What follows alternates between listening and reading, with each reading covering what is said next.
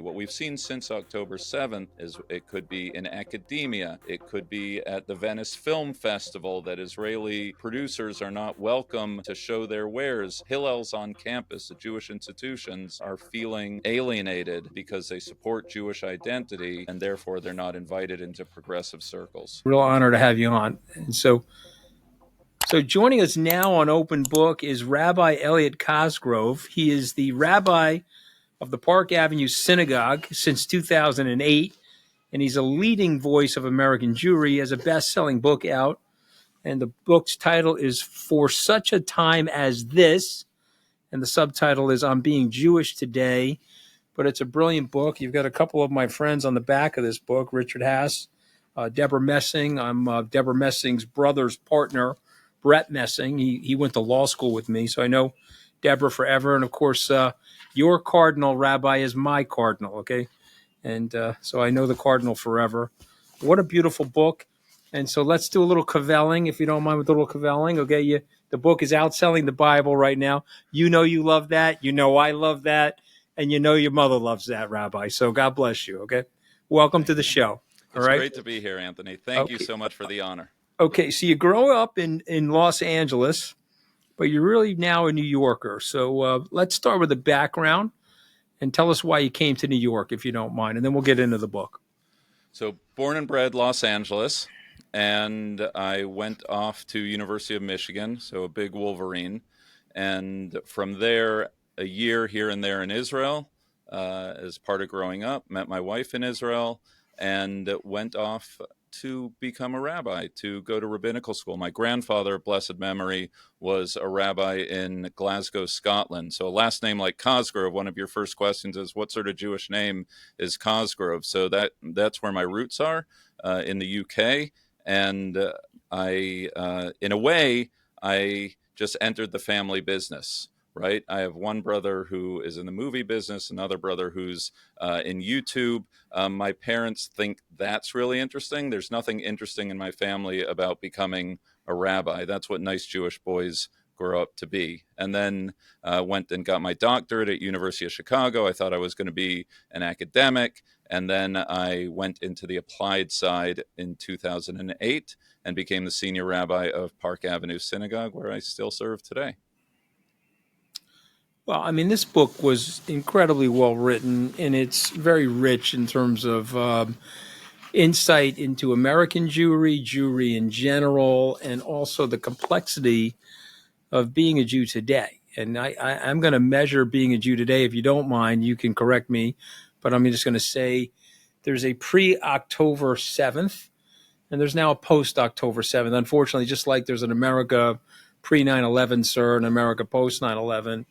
And I think you write about this very eloquently. And so we are recording this roughly about a week before the anniversary of the October 7th terrorist tragedy, massacre in southern Israel. And you talk about this new reality that the Jewish community has woken up to, and as well as the generational divide. So I want to start there. Talk about pre and post October 7th. And the impact that it's had on Jews around the world, and the generational impact that it's had. We are at the 1 year mark, and unfortunately, the hostages are still captive. The war is still ongoing. In fact, the North is boiling over right now. It's a very scary time, and my fervent prayer would be that this book is dated, and unfortunately the themes of war, of the captives, of anti-Semitism are just as urgent as ever. I think what happened on October 7th was a wake-up call for American Jewry. And the title of the book is For Such a Time as This. It comes from the biblical book of Esther, and it tells a story of a Persian queen who hides her identity in the king's palace in order to rise up the ranks of Persian society.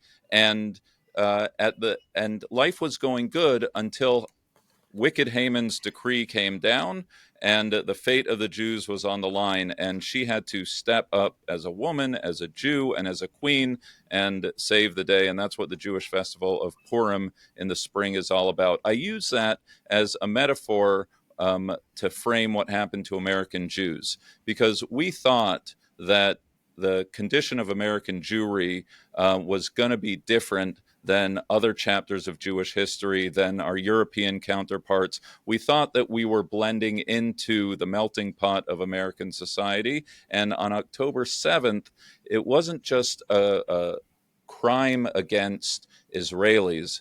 It was a crime against Jews. It was a crime against humanity that was perpetrated that day.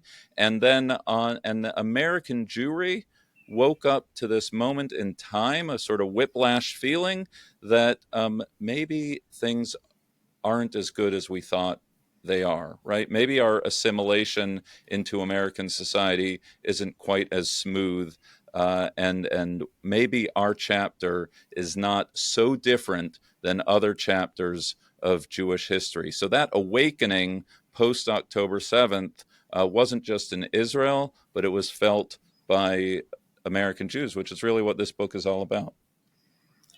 So, it's interesting. I went to 𝗖𝗵𝗲𝗰 a few years ago, and for those people that are listening, what is 𝗖𝗵𝗲𝗰? It's a Holocaust memorial on the outskirts of Jerusalem. I've actually visited it twice in my life, and it's funny that I have different reactions every time I go because it's different times in my life, sir. But the last time I went, of all the things there, all the descriptions of the Holocaust, everything that happened, the most resonating thing for me today was a few words on a mural, and I'd like to get you to react to them. It said on a mural, as you're going through the exhibition, it said the Jews lived in Germany with peace and great prosperity for 500 years. Then Hitler came along, and 60% of the Jews moved out of Germany. But there were 40% of the Jews that felt that they were German. And we're going to talk a little bit about the hyphen, because that's part of your book. Yeah. And so the 40%, unfortunately, many of them were massacred in Germany. And so I want you to react to what I'm saying, because, I love my country. I love American Jewry. I love the Jewish people. I'm a 𝗖𝗺𝗁𝘀𝗵. I'm an Italian kid from Long Island who directly benefited from a good Jewish mom. Okay, that was my friend Todd's mom. She wouldn't let him leave the house to play unless he did his homework. The Italians in my neighborhood didn't give a shit about that, Rabbi. I'm just letting you know. So I went over to his house, ate a whole thing of Entenmann's cake, and I did my homework, and turned out, I was pretty smart. I had good grades. Ended up going to Tufts and Harvard. I blamed that on the Jews, Rabbi, okay? It was a good Jewish upbringing. So you're talking to a 𝗖𝗺𝗁𝘀𝗵ite, somebody that has great respect for Jewish culture and has a love of American Jewry and Jewry worldwide. But what is it? Because you're closer to it than me. You're part of it. What causes this threat? What causes the hatred? What causes the murder? It's just, to me, it's so senseless, but you have a better answer than me. What is it? I've lived in 3 major urban areas in the States in my life. In Los Angeles, born and bred. I lived about 10 years in Chicago, and now New York for the last 17 years. So with a few years here and there. So for me, I've always lived very comfortably with my Jewish identity. There might have been a word here or there, a slur maybe, but for the most part, to be a New York Jew is a fairly comfortable existence. So but what happened on October 7th was it wasn't new, it's always existed. Anti-Semitism has been around as long as there have been Jews. And I explain in my chapter on anti-Semitism that ever since Pharaoh began oppressing Jews, said that we fear them, they're a fifth column, they're different, they're other than us, and therefore they must be oppressed. That sort of strain, that virus in the human condition, that something we don't know, we therefore fear. What we fear, we therefore hate. And what we hate, we oppress or perform violence against. And that was in the Bible. That was the Jews with Pharaoh. If you look at the history of Christianity, some very dark chapters of Jews being Christ killers and blood libels and otherwise. And under Nazi ideology, the Jew was whatever the hater of the Jew wanted to make them be, a capitalist, a communist. It didn't matter. but those Jews were deemed as others and ultimately became 6 million of them victims of Hitler's Holocaust. And so it's a virus. And then now what's happened with Israel has become the symbol of Jewish difference, and it has therefore be prompted all sorts of hatreds well beyond polite differences of opinion as to where this line or that line or whatever the political debate, which reasonable people can have, mind you. I don't make the claim anywhere in the book or anywhere in my rabbinate that Israel is any different than any other country, which is to say that it has flaws. But I just think that to delegitimize the right of Jews to have a sovereign state, to marginalize expressions of Judaism because by dint of being a Jew, you support Jewish self-determination, you slide into anti-Semitism very easily. What we've seen since October 7th is it could be in academia, it could be at the Venice Film Festival that Israeli producers are not welcome to show their wares. There are a million places. Hillels on campus, the Jewish institutions, are feeling alienated because they support Jewish identity, and therefore they're not invited into progressive circles. So I want to test something on you. I want to get you to react to it. When I think about Judaism, it makes me think of the West, and it makes me think of Western liberalism. And what I try to explain to my friends is that you can trace our values back to the Torah. You can go right to the foundation stone of the temple and all the teachings of the ancient Torah, and you can find the laws, whether it's the Ten Commandments or other moralisms in the Torah. They have been reflected in the Western canon of law through Greece, out to Rome, into the French, and even in the aftermath of the French Revolution, British common law, King John, the Magna Carta, the American Revolution, the Declaration of Independence. Every aspect of Western liberalism and the idea of freedom, sir, has come from the ancient text. And so what I find astonishing is that we don't acknowledge that enough as a society. There's some kind of disconnect. And so one, why do you think there is that disconnect? Well, do you believe what I'm saying? And if you do, why is there a disconnect? And then the second follow-up question to that is what can we do to make that better? What can we do to resolve that? Look, I'm a Jew. I'm partisan. I'm a big cheerleader of this thing called Judaism. So I do believe, as an American Jew, that some of our core values can be traced right through the Western tradition, right to the Hebrew Bible, and you listed a few of them. Right, the idea that we can distinguish between good and evil, and that there is moral choice that is endowed on us by our Creator. The idea that every human being, black, white, straight, gay, tall, short, is created in the image of God, and therefore to be extended equal and infinite dignity. These are values, and we could go through them through the Ten Commandments and otherwise, that are embedded not just in the Jewish tradition, but in the Western tradition. And it's really a expression of that very first call out to Abraham to go forth to the land, and you shall be a blessing, that we are proud of our Judaism, but it's not an insular Judaism. It's a Judaism to be shared with the world, that we have value added to give to a broad secular humanity or other faith traditions. Your question is, why has that been stifled? What is the fear? And I think I don't know. I think that the persistence of the Jew through the ages, the Romans, the Greeks, the Babylonians, other kingdoms are no longer. The Jews are still here. I think we are the pebble in the shoe to humanity. To those who like us, we are a miracle or perhaps a curiosity, but to those who hate us, we are the victims, and therefore all that which is Jewish becomes the object of hatred.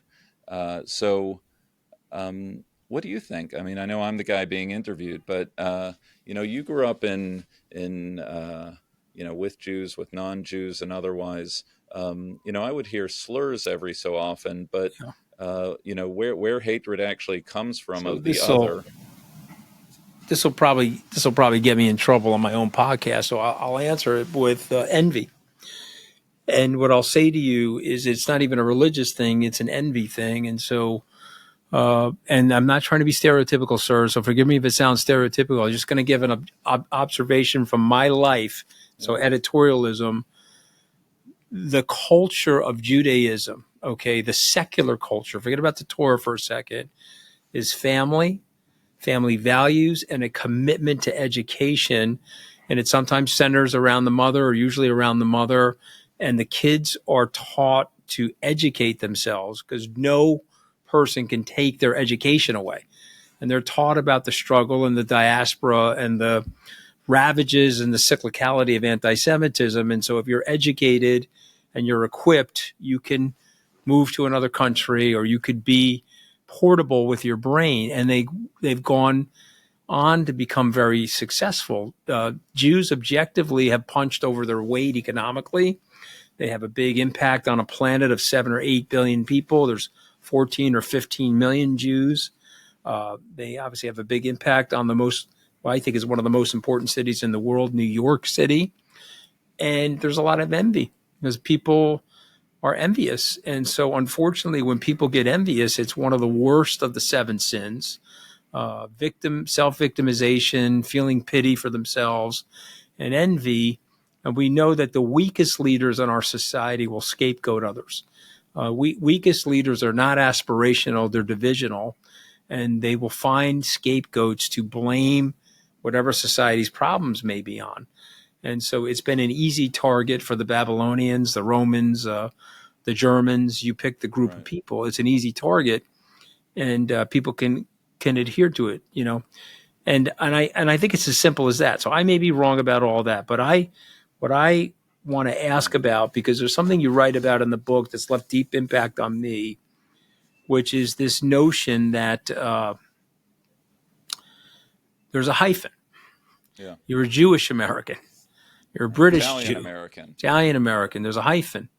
And how do you reconcile the hyphen, right? Because there has to be, coming out of the Holocaust, the idea that there could be a country, a Jewish state, that would provide a safe haven for Jews after that type of a senseless, innocent massacre makes sense to me. I'm a supporter. I'm a Zionist.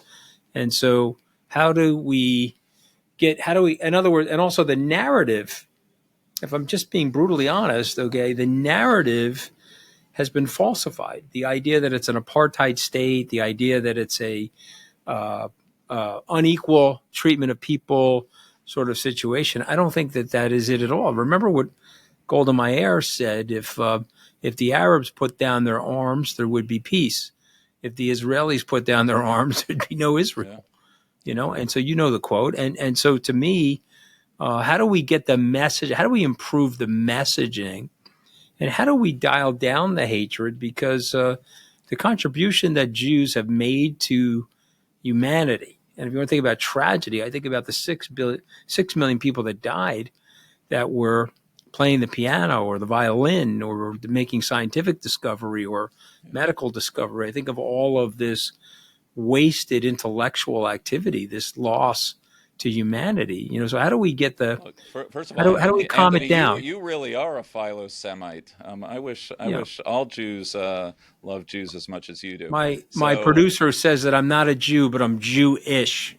Okay, I'm Jewish. But I said to you before this started, if you believe in freedom, Kennedy got to the wall in Berlin. He stood before the wall and he said, "Ich bin ein Berliner." I can't speak Hebrew, but I think if you believe in freedom, then we're all Jews, because the Jews are the first domino that goes. Okay. And then you don't think that domino is coming for you. But guess what? Once the first domino goes, the dominoes start rolling. And Rabbi, we live in a world now that has 5.7 billion people that are living under authoritarianism. Go look at the world, go look at the map, go look at the democracies, and look at the autocrats. And the autocrats are winning. It's 5.7 billion people living under them versus us. So we have to figure this out, and we have to take back the world and make it freer and fairer. Amen, amen, amen.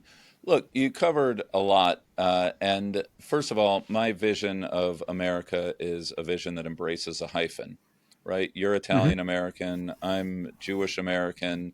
These aren't the same things, but the point is we figure out, just like your childhood friendship, a way to all get along, that we all have a sense of shared destiny, even as we celebrate each other's differences. And I get into that in the beginning of the book, that there was this alternative vision. There was a famous play by a guy named Zangwill who talked about the melting pot, that somehow we all get in the same cauldron together and all of our differences allied into one shared vision of an American, which is not my vision. I actually have a vision. Another public intellectual, Horace Callan, talked about a symphony, right? That we get to celebrate your culture as an Italian American, my culture as a Jewish American, African Americans, all the different hyphens of America. That is actually what America is all about. That we can celebrate our differences and know that, as important as our differences are, as human beings created in the image of God, we have an incredible amount more in common. And then as I get into it in the book, and this gets into your next question, is that there is the issue of how can we be Americans and Zionists at the one and the same time, and that is a question that really played out around 1917, the Balfour Declaration. Louis Brandeis, he was the one who sort of first articulated this vision that one is a better American by supporting Israel and the Jewish state, that these aren't. And that was actually, in its moment, a very controversial decision of someone of Brandeis's stature to make. He was a Supreme Court justice. He was in a position of prominence, the highest Jew in the land, and he came out in favor of Jewish self-determination in what was then Palestine. And the story of American Zionism has really continued henceforth, the creation of the State of Israel, all the way up through today. But the charge of dual loyalty is a pernicious one, right? That somehow you are suspect as an American by dint of supporting self-determination in Israel. And that's something that we see on the left, that sometimes dog whistles that we see on the right, that we hear on the right, that somehow American Jews are less than full Americans because of loyalties to support Jewish self-determination in Israel. And the last thing I'll say is, strong Zionist as I am, and it really pains me, I just want to get this out here, that somehow in this season, and I'm not unaware that the elections are coming out, right? Somehow the word Zionist has become a bad word, which for me is an expression of Jewish self-determination. So it's a very painful moment that we're living in right now, where that proposition has somehow become controversial. Even with that being said, no different than I can protest my government here in America as an expression of my patriotism, my love of country, so too as an American Jew, I can express dissent with this or that decision, depending on my politic, with the Israeli government, not out of, or let me frame it in the positive, and I do that out of love of the state of Israel. So I have no expectation that every American Jew walks in lockstep with this or that Israeli government. If 500,000 Israelis can protest on the street every Saturday night out of love of country, American Jews can also have a wide berth as far as expressing their love for Israel. beautifully said. So I don't really have a lot to add to that. So I'm at the point in the podcast now, because I don't want to overly take your time, where our producers came up with 5 words. We all read your book, and I'm going to read out the word, and then you're going to respond to it. You ready? I'm going to say the word. You're going to say it. Yeah. I've heard your podcast. I'm ready. Okay. All right. I say the word identity. You say what? Say proud. I say Jews need to reclaim their identity as proud Jews. It was great to be a Jew on October 6th. It's awesome to be a Jew today. Okay. I say Israel. You say what? I say the culmination and realization of a multi-millennial dream of Jewish self-determination and sovereignty. Okay. I say October 7th, that day.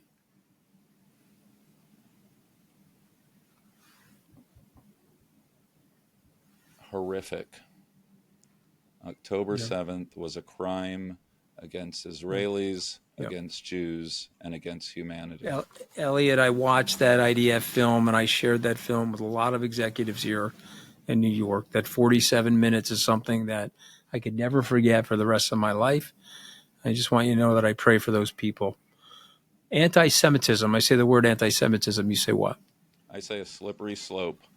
What starts out in the academy, what starts out with words, what starts out with marginalization, it never ends there. It can slide seamlessly, imperceptibly, and tragically into acts of violence. But not making this political. I'm just going to say this: we need political leadership that's healing and unifying, and doesn't like to divide people.